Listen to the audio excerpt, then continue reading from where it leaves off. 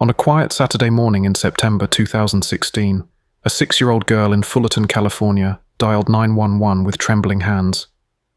She told the dispatcher that something was horribly wrong at her home. Her mother is dead on the bed, and her father is dead in the backyard, the little girl reported matter-of-factly. Police rushed to the house, unsure what they would find. On arrival, officers discovered the girl and her 9-year-old sister standing on the front porch. Inside lay a grisly scene that no training could have prepared them for. The officers carefully entered the modest home on South Gilbert Street, and the reality became clear. 3 adults were dead, the girl's parents and a family friend who had spent the night. It was a triple homicide, and 2 young children had woken up to unimaginable horror. Within hours, attention turned to the couple's missing 17-year-old daughter, Katlynn. She was nowhere to be found, raising fears of an abduction or worse. Little did police know, Katlynn was alive.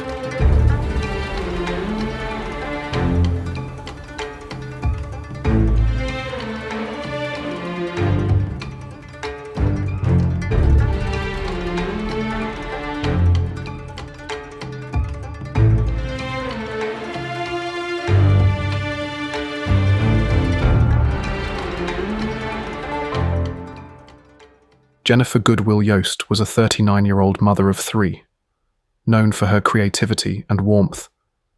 A devoted stay-at-home mum with an artistic flair, Jennifer ran an online shop called Vixie's Creations, where she sold handmade items like crystal jewelry, pillows, and stuffed animals. Friends recall her as a kind soul who always offered help.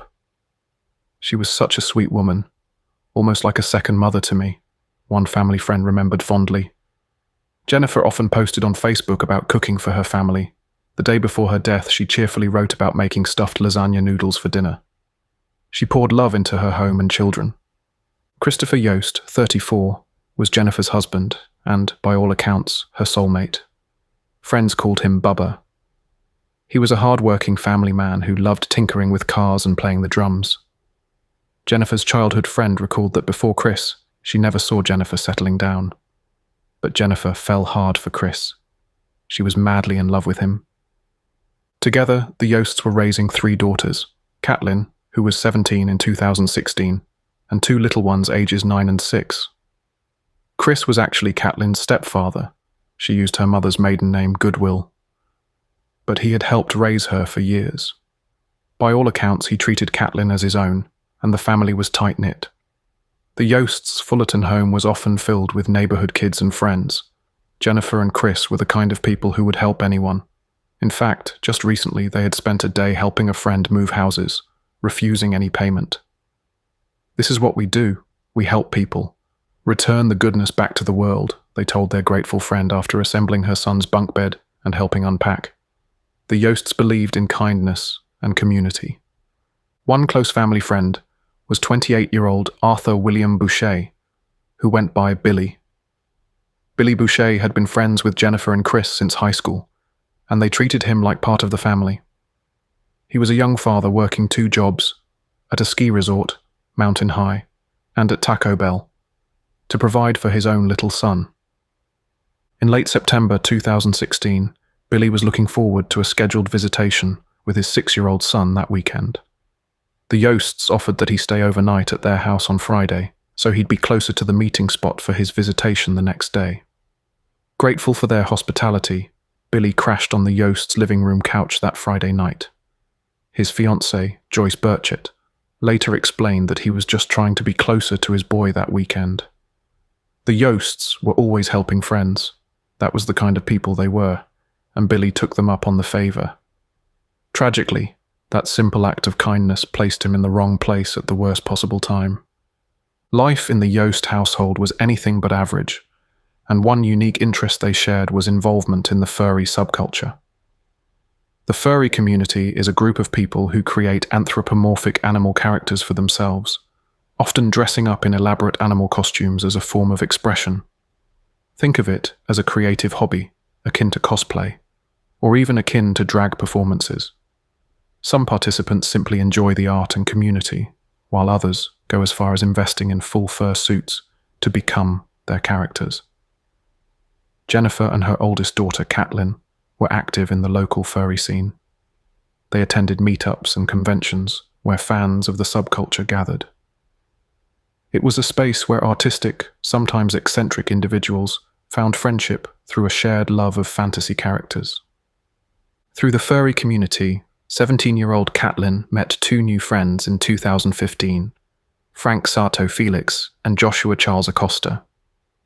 Frank Felix was 25 at the time and lived in Sun Valley, in Los Angeles' San Fernando Valley. In the furry world, Felix went by the nickname, or persona, Ente. He was known to help organize a local fur meet gathering at a park near Los Angeles, and he seemed deeply immersed in the scene. Joshua Acosta, 21, was quite different in background. He was an active duty army private stationed at Fort Irwin, an isolated military base in the Mojave Desert. But Acosta shared an overlapping interest. He was a brony, a fan of the My Little Pony series, which is a sub-community closely affiliated with furries. The three, Katlynn, Frank, and Josh, bonded over these mutual interests in anthropomorphic art and fantasy. Katlynn's mother, Jennifer, had actually introduced her to the furry subculture, likely seeing it as a fun, creative outlet. None of them could have imagined that this innocent hobby would become the setting in which dangerous relationships formed. By late 2015, Frank Felix and Katlynn developed a romantic relationship, despite the significant age gap. Felix was an adult man, nearly a decade older, while Katlynn was a minor in high school. To Katlynn, Felix may have seemed like an exciting older boyfriend who accepted her interests. To Felix, by his own later admission, Katlynn quickly became an obsession. Joshua Acosta, meanwhile, became Felix's close friend. The two young men were buddies in this subculture. When Jennifer and Chris learned that their 17-year-old daughter was getting close to a 25-year-old man, they were alarmed. As protective parents, they disapproved of Katlynn dating anyone at that time, let alone an older adult, because they felt she simply wasn't ready. According to one of Katlynn's friends, the Yost's concerns were about boundaries and safety, not about the furry hobby itself.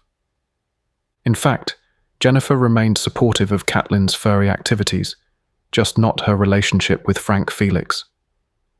At some point in the summer of 2016, Jennifer and Chris explicitly banned Frank Felix from coming to their home or seeing Katlynn. They had gotten reports of troubling behavior. Felix had apparently engaged in self-harm in front of Katlynn, burning himself with cigarettes or otherwise hurting himself, which upset the teen deeply. Concerned, Katlynn confided this incident to her mother. That was the last straw for Jennifer. She told her daughter she wasn't allowed to hang out with Felix anymore, and she delivered the message directly to Frank as well. He was not to come around their family from then on. Felix did not take this rejection well. Being cut off from Katlynn only seemed to fuel his fixation. Friends later recalled that Felix had a disturbed side. He had visible cigarette burn scars on his arm, apparently self-inflicted. He struggled with anxiety and depression, even a history of suicidal behavior. In the eyes of Katlynn's parents, Frank Felix was an unstable influence on their daughter. They likely hoped that by banning him, Katlynn would move on. Unfortunately, the bond between Katlynn and Felix only moved into secrecy. They continued communicating online and through friends. Felix began to harbor a dangerous fantasy. He wanted to be with Katlynn at any cost. Behind closed doors, Katlynn Goodwill Yost was keeping painful secrets. According to later court testimony, Katlynn would reveal that her stepfather, Christopher Yost, had been sexually abusing her since she was about 7 years old. For years, as she grew up, Katlynn allegedly endured repeated molestation by the man who was supposed to protect her. If true, it meant that by 2016, this abuse had been going on for nearly a decade. It's important to note that we only have Katlynn's account of this. Christopher is no longer alive to respond, and no prior reports of the abuse were documented. In fact, at one point Katlynn had denied the abuse to authorities, only to later insist it had happened, which raised some questions about her credibility in court. Nonetheless, The allegation of long-term molestation became a central element of the unfolding tragedy. Sometime before the murders, Katlynn confided in her older friend Frank Felix about the sexual abuse. She testified later that she told Felix everything her stepfather had done to her. Instead of urging Katlynn to seek help from the police or another trusted adult, Felix allegedly exploited this secret. According to Katlynn, Felix essentially blackmailed her into a sexual relationship with him. He threatened to tell her mother about the molestation if she wouldn't have sex with him. It's a disturbing twist. The person who claimed to care about rescuing her was simultaneously victimizing her in another way. For Katlynn, it must have been an extremely conflicted situation. She was desperate to escape her stepfather's abuse, and here was Felix promising help. Yet he too demanded sexual favors under threat. These dynamics would only fully come to light later, but they set the stage for what was to come. By September 2016, Katlynn reached a breaking point. She later said that on the night of September 23, 2016, she planned to finally tell her mother about the years of sexual abuse and then run away from home. Perhaps being inspired by Felix's encouragement to escape, she decided she couldn't live under the same roof with her abuser any longer. However, Katlynn didn't plan to run off alone. She had enlisted help. She testified that she had asked Frank Felix and Joshua Acosta to help her run away from the family home that night. Exactly what each person intended that night is a matter of dispute. According to Katlynn, the plan was simply for her friends to help her leave and stay away until she turned 18. Felix and Acosta, however, arrived with far darker intentions than just a teenage runaway plan. Frank Felix, in particular, saw this as an opportunity. In his mind, the main obstacle to his happily ever after with Katlynn was her parents. Prosecutors would later argue that Felix had become obsessed with rescuing Katlynn and being with her freely. He wanted Jennifer and Chris out of the picture entirely. Felix was heard telling Katlynn that she was the only one and thing that makes me happy, as he wrote to her in one message. He fantasized about a life together without any parental control. He wanted to live happily ever after without any parental interference, the prosecutor said at trial. Felix even talked about raising Katlynn's little sisters as if they were their children once her parents were gone. Joshua Acosta, meanwhile, seemed to style himself as a vigilante protector. After his arrest, Acosta told police that he carried out the killings to protect Katlynn. He implied that eliminating her parents, specifically her stepfather, was an act of rescue to stop the abuse. It appears Acosta took Katlynn's plea for help not just as an escape plan, but as a call to arms. However, Katlynn later insisted she never asked or expected anyone to murder her family on her behalf. She claimed she had no knowledge of any plot to kill her parents. She thought they were just going to help her slip away quietly. Whether or not Katlynn truly suspected what her two friends intended that night remains one of the haunting questions of this case. What is clear is that in the days leading up to September 23, 2016, Frank Felix took concrete steps that went far beyond helping a teen run away. Felix armed himself and his friend. He obtained his father's 12-gauge shotgun and ammunition, providing the weapon that would later be used in the murders. The shotgun had a safety lock on it, a precaution to prevent unauthorized use, which Felix circumvented by purchasing bolt cutters at a hardware store and cutting off the lock. He also bought earplugs, not for himself, but for Acosta, to protect Acosta's ears from the deafening blasts of the shotgun indoors. These preparations, later revealed by prosecutors, show just how deliberate and calculated the plan was. Felix was effectively arming Acosta and equipping him to carry out an armed assault. These were not the actions of someone merely helping a girl sneak out. They were the steps of someone planning a violent confrontation. Felix and Acosta communicated and coordinated as the date approached. In the late hours of Friday, September 23, 2016, the two drove together from Los Angeles County out to Orange County, heading for the Yost family home in Fullerton.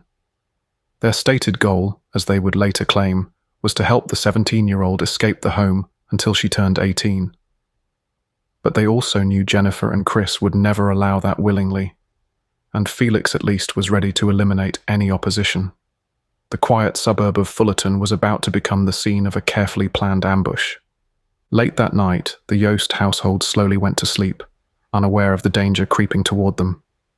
Jennifer and Chris Yost settled into their master bedroom. Down in the living room, their friend Billy Boucher had fallen asleep on the couch, resting up for the next day's visit with his son. The only one not sleeping was Katlynn, who was anxiously preparing to make her escape. She knew Felix and Acosta were on their way. Sometime in the very early hours of September 24th, 2016, Frank Felix's truck pulled up outside the Yost family's home. The neighborhood was dark and still.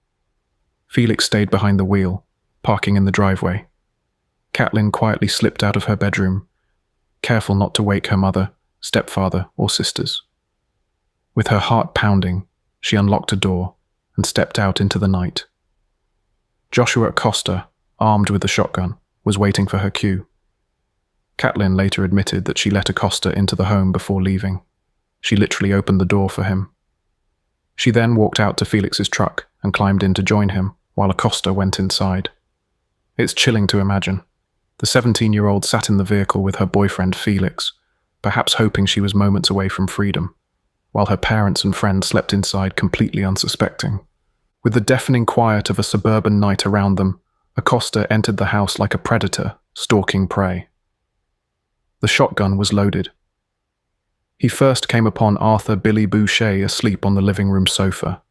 Without hesitating, Acosta raised the shotgun and fired at point-blank range, executing Billy with a blast to the head. Billy likely died instantly, never knowing what happened. This sudden gunshot tore through the silence of the home. It was the first terrifying indication that this was not a stealthy teenage escape. It was a massacre in progress. Hearing the shot, Jennifer Yost awoke in her bedroom. One can only imagine her confusion and fear. Acosta swiftly moved down the hall into the master bedroom where Jennifer was now sitting up. He aimed the shotgun and shot Jennifer in the face, hitting her between the eyes as she lay in her bed. Jennifer, the loving mother who had welcomed Acosta into her home at Furry gatherings before, had no time to react or defend herself. She was killed in her own bed. The blast that killed Jennifer jammed the pump-action shotgun, a brief mechanical jam that provided a short window of opportunity for Christopher Yost. Chris awoke to unimaginable chaos. A gunman in the bedroom, his wife shot, blood everywhere. Acting on sheer adrenaline, Chris decided to run for his life. He bolted out of the master bedroom, trying to escape through a sliding door to the backyard patio. One can picture Chris scrambling in the darkness, perhaps making it out onto the patio. But Acosta was not going to let him escape. The gun had jammed, but Acosta cleared it and pursued Chris. As Chris either ran out the back or was on the patio, Acosta shot him in the head, execution style. Christopher Yost collapsed either on the patio or just outside, fatally wounded. In a matter of minutes, Joshua Acosta had brutally eliminated every adult he found in the house. Outside in the truck, Katlynn and Frank Felix must have heard the shotgun blasts ringing out, the booming shots audible even through the truck's closed doors. It's unclear what, if anything, they said to each other as the murders took place mere yards away. Katlynn later claimed she did not know Acosta was going to kill her family. If that's true, one can only imagine her shock and horror as she realized what was happening inside her home. Felix, however, knew exactly what the plan was. This was the ambush he had helped set in motion. After the gunfire ceased, Acosta emerged from the house. The deed was done. Acosta hurried back to the driveway where Felix and Katlynn were waiting.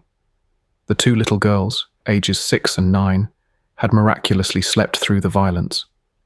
The first blasts occurred in the living room and bedroom, perhaps distant enough that the children remained asleep in their own room. Acosta, carrying the shotgun, and Katlynn both climbed into Felix's truck. Felix hit the gas. The trio sped off into the night, leaving behind a scene of carnage and 2 innocent children sleeping among the bodies of their family. Felix drove the group back toward Los Angeles County under cover of darkness. In the truck were 2 killers, a traumatized teen, and the smoking shotgun. They needed to cover their tracks. The 3 headed to Felix's family home in Sun Valley, the same house where Katlynn had met with Felix so many times before. Once there, Felix and Acosta set about destroying evidence. They burned the clothing they had been wearing, likely to get rid of any blood spatter or gunshot residue. They also attempted to destroy their cell phones, perhaps thinking to eliminate any incriminating communications or location data. The young men were trying to erase any link between themselves and the slaughter that had just occurred. At some point, after reaching Sun Valley, Joshua Acosta split off from the others. He would eventually make his way back out to Fort Irwin, the army base, presumably trying to resume his life as if nothing happened. Frank Felix remained in Sun Valley, with Katlynn by his side. In Felix's mind, this was the start of the new life he wanted. Katlynn was now free of her parents, but the reality was far from some romantic fantasy. 3 people were dead, and 2 little girls had been orphaned overnight. Felix's first instinct was to double down on the cover-up. Prosecutors later noted that Felix had initially intended to stage the crime scene to look like a burglary gone wrong, though it's not clear if they actually left any such staging in the house. What they did do was flee and hide. However, Felix also reached out to Katlynn online after the murders, sending her Facebook messages expressing his love and saying he hoped they could start a family together and raise her little sisters as their own children. It was a delusional and chilling message, as if he expected Katlynn would be grateful that her parents were gone. Back in Fullerton, the next morning dawned on a nightmare. Around 8:20 a.m., the Yost's 6-year-old daughter awoke. One can only imagine the confusion of a child wandering through the silent house. She found her mother Jennifer lifeless in bed, and her father Chris outside on the patio, not moving. "Mum and Dad and Billy are dead," she told her 9-year-old sister. Panicked and frightened, the girls did the only thing they could think of. They called 911, seeking help. The 6-year-old's shocking words to the dispatcher, that her parents died in the home, were met with swift action. She pleaded for the police to come take her and her sister because they were scared. When officers from the Fullerton Police Department arrived, they found the 2 little girls standing barefoot on the front porch in their pajamas. The girls were shaking and crying, but unharmed physically. It fell to the police to gently move the children aside and enter the house. Inside, the scene was exactly as Acosta had left it. Jennifer Yost lay dead in her bed. Arthur Billy Boucher's body was sprawled on the living room couch. Christopher Yost was found in the back patio area in a pool of blood. The brutality was evident. These victims had been shot at very close range with a shotgun.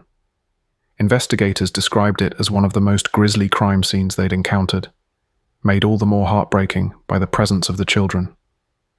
Just to imagine 2 children have to wake up and see what they saw would be difficult for anyone in law enforcement, let alone 2 children, Fullerton Police Sergeant John Radder said later. Police immediately began looking for the missing family member, 17-year-old Katlynn Goodwill Yost. Given that 2 young kids were left alive and the teen was gone, one fear was that Katlynn had been abducted by the killer or killers. An Amber Alert type situation was on their hands, or so it seemed.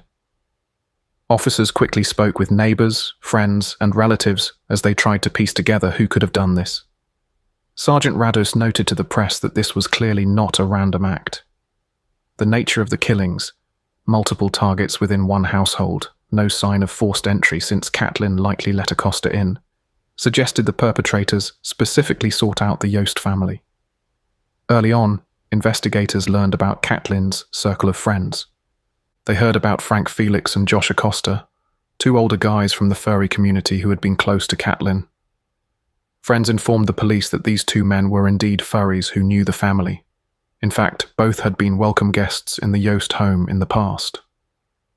The detail that Katlynn was part of the furry subculture and her friends were older men from that scene set off alarm bells. Detectives realized that if Katlynn had left willingly with anyone, it was likely Felix, her forbidden boyfriend, or Acosta, or both. By Saturday afternoon, less than a day after the murders, Fullerton police had a strong theory of what happened. They now believed that Katlynn wasn't so much a victim of kidnapping as potentially part of an internal plot.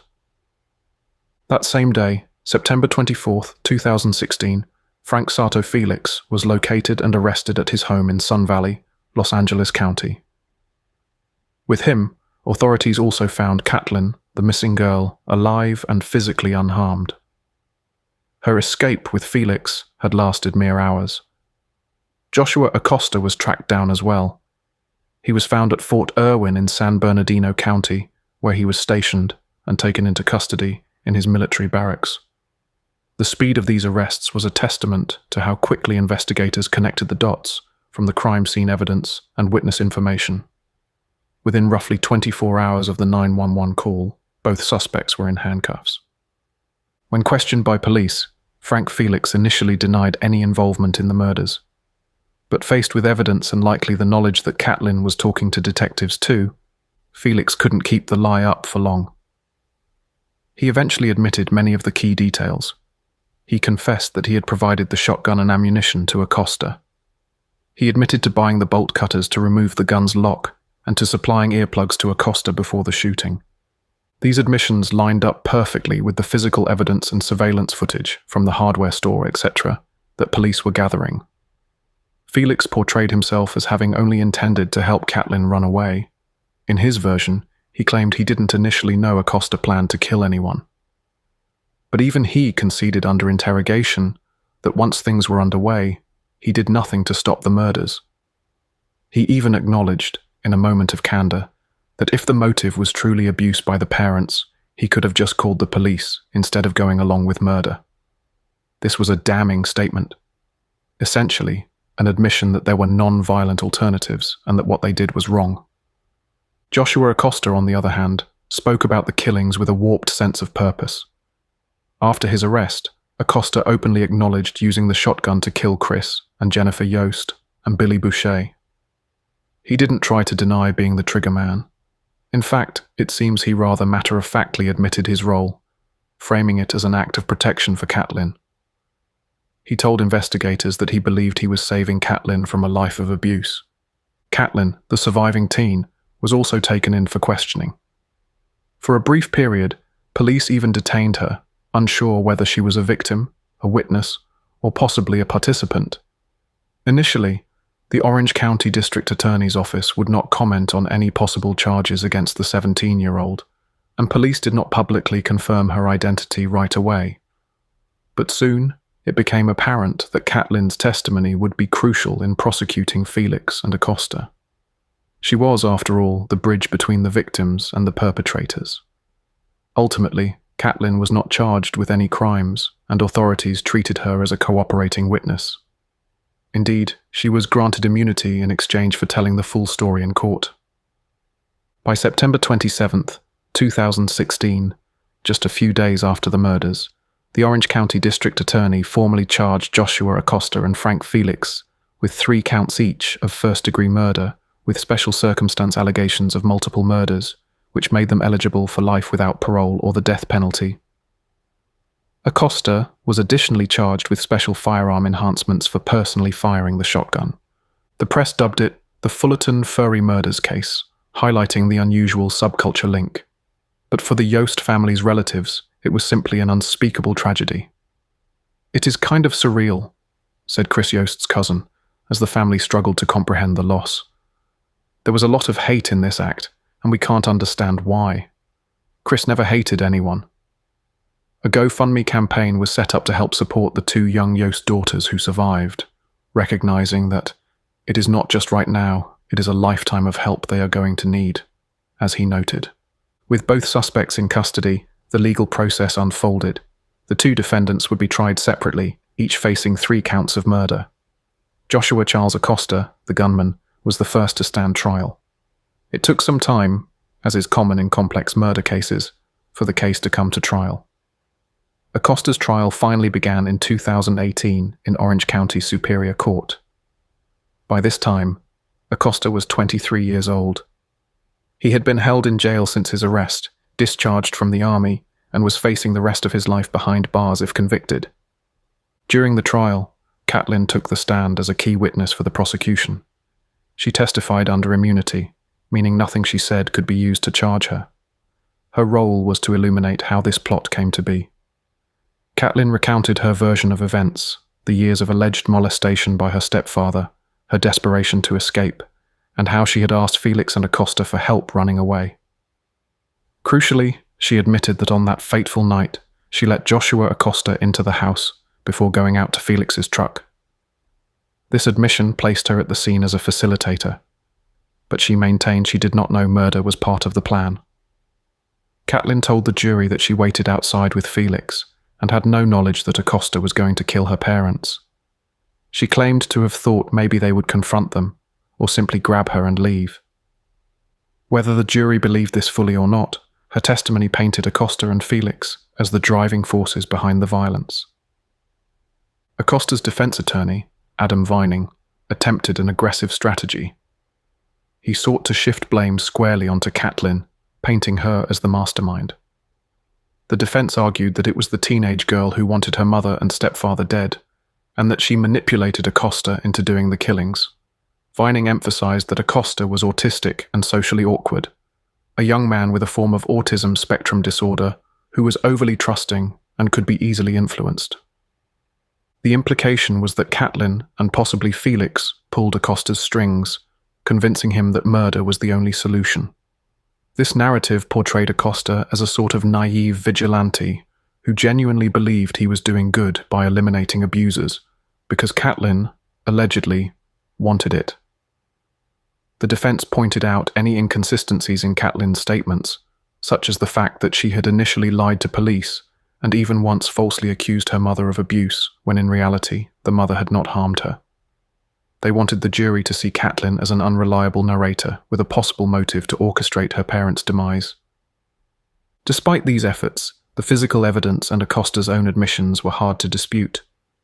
The prosecution reminded jurors that regardless of who influenced whom, Joshua Acosta was the one who pulled the trigger 3 times and snuffed out 3 lives in cold blood. He had confessed to the act. Even if he believed he was acting heroically, a belief the prosecution obviously rejected, it didn't change the deliberate and premeditated nature of the killings. The evidence of planning, the supplied shotgun, the earplugs, the coordinated arrival, all pointed to a calculated execution-style murder, not a spontaneous act.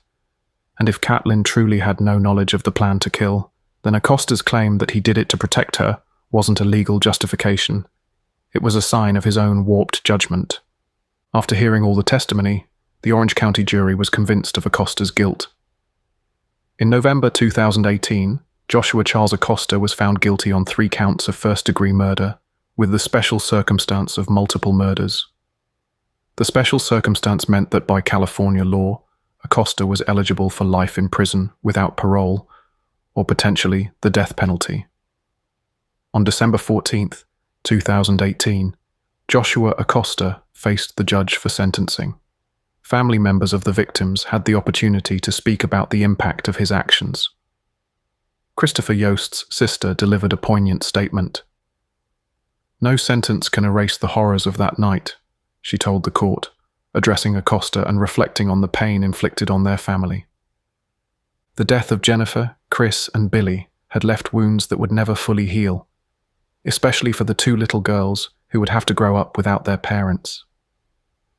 The judge then sentenced Acosta to the maximum penalty allowed, life in state prison without the possibility of parole, ensuring he will never be free again. In addition, Acosta received an extra 75 years to life on top of the life without parole term. The additional 75 years were tied to the firearm enhancements and the fact that multiple victims were involved, effectively a symbolic stacking of punishment. In practical terms, the life without parole already guarantees he will die in prison. The plus 75 years underscored the gravity of his crimes. With both perpetrators of the Fullerton triple homicide now accountable, attention turned next to Frank Sato Felix. While Joshua Acosta's case concluded in 2018, Felix's trial did not commence until late 2024, 8 years after the murders. By now, Frank Felix was 33 years old.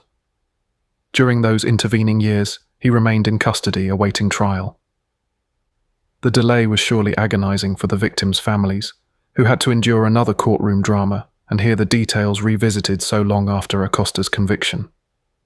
But at last, in the fall of 2024, Felix faced a jury of his own. In many ways, the prosecution's case against Felix was as straightforward as the case against Acosta, with one key difference. Felix didn't pull the trigger, but he was the mastermind and facilitator. Prosecutor Seton Hunt laid out the narrative. Frank Felix became obsessed with Katlynn after meeting her through the furry community, and when her parents tried to keep them apart, he plotted to get them out of the way. Hunt emphasized that Felix was the enabler. He was the one who decided he needed the parents out of the way so the 17-year-old girl could run away with him. To do that, he recruited his best friend, Acosta, to be the gunman and provided him with the means to kill. Much of the same evidence was presented. The shotgun and ammo Felix supplied, the bolt cutters and earplugs he bought for the mission, and the coordinated plan to arrive at the house in the pre-dawn hours.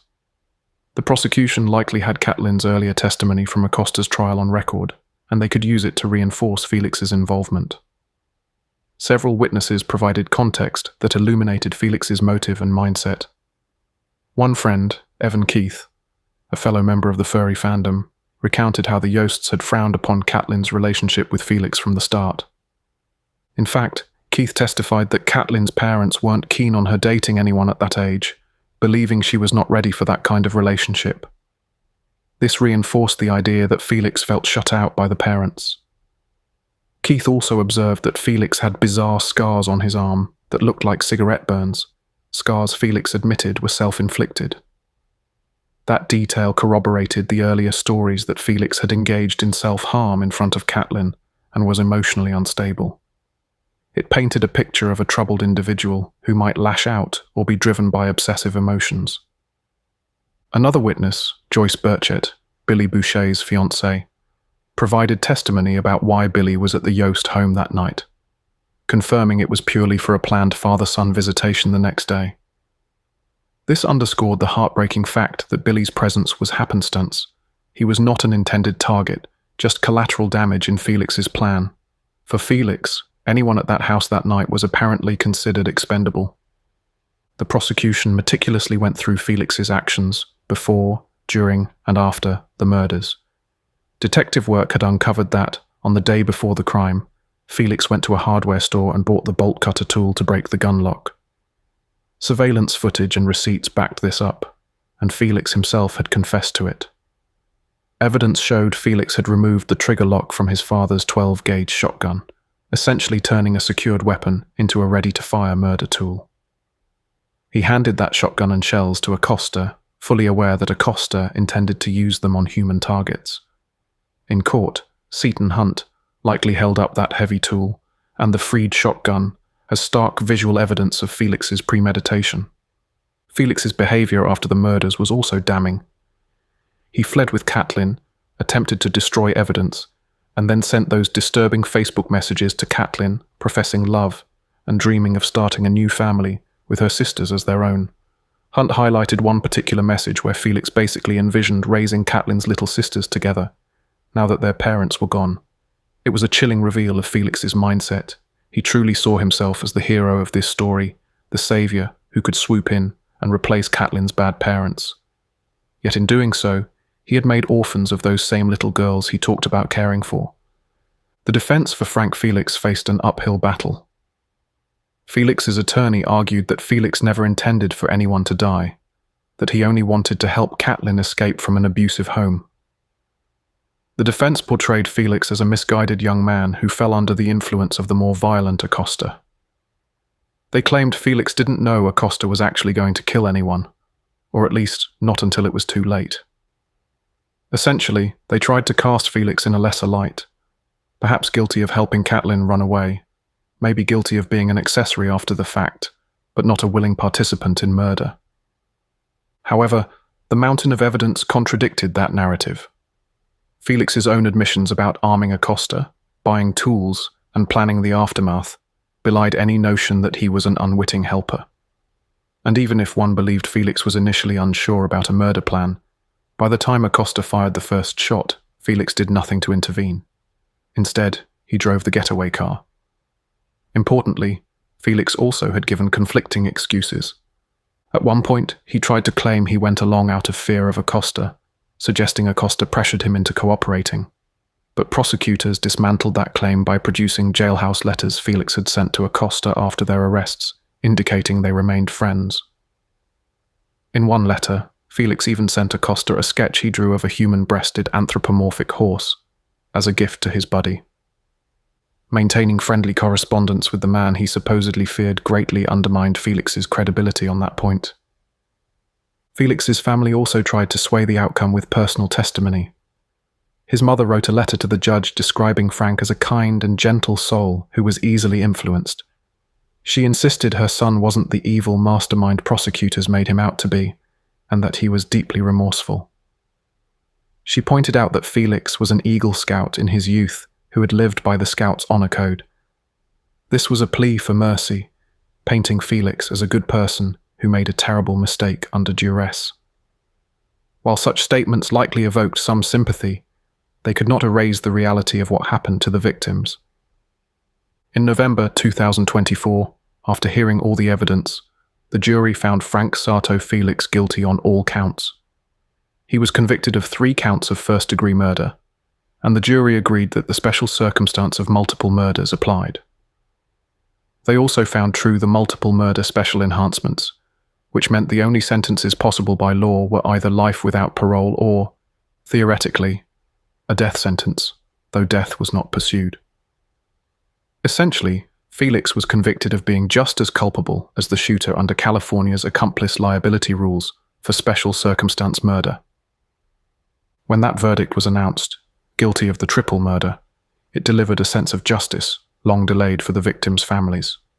Nearly 8 years had passed since the crime.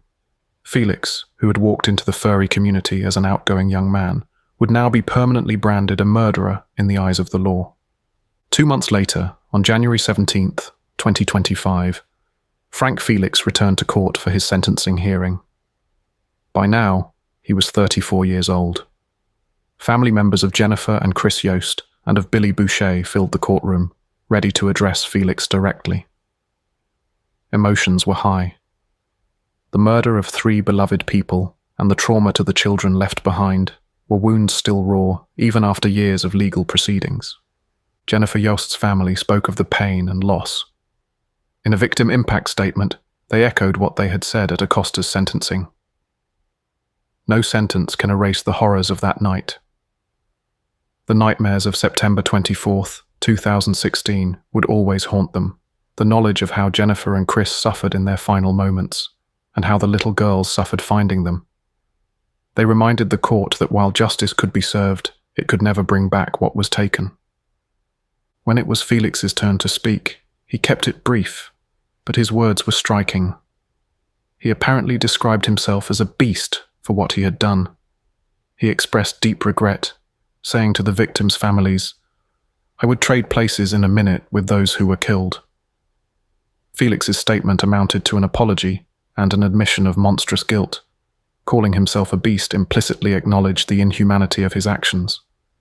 Whether the families found any solace in his apology is hard to say. Felix's remorse, however genuine, could not undo the devastation. The judge then pronounced the sentence. Frank Sato Felix was sentenced to 3 consecutive life terms without the possibility of parole, 1 for each murdered victim.